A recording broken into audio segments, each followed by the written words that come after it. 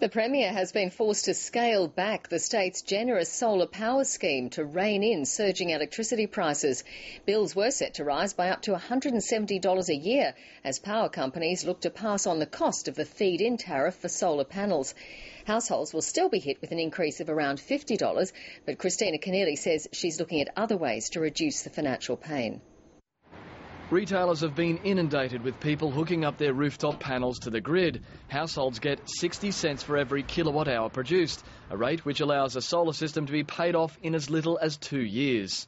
We told the government last year, the industry told the government that 60 cents was too generous. Power companies are preparing to ask the energy regulator to disperse those costs among all their customers, a rise the ABC has been told could add up to $170 a year to electricity bills.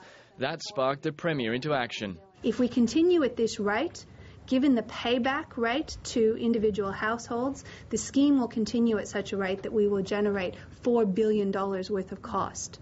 New entrants will get 20 cents a kilowatt hour, and the scheme will close when the total amount of rooftop panels connected adds up to 300 megawatts, which could be as soon as 2012. Households are still facing a bill hike of about $50 a year, but the Premier has ordered a review of its massive investment in energy infrastructure. To determine what can be done in order to reduce or to defer some of that infrastructure spend so that then that can be passed on to households. The opposition says it should have happened months ago. The government at the time said they were unable to do it. Yet now we find, under the political pressure, they're able to do it. The Greens are worried by cutting the tariff back to 20 cents, it could damage the green economy. The last thing we want to do is flick it on and off as boom and bust. We want to give it a secure future. But the solar bonus scheme has had its day in the sun. Matt Wordsworth, ABC News.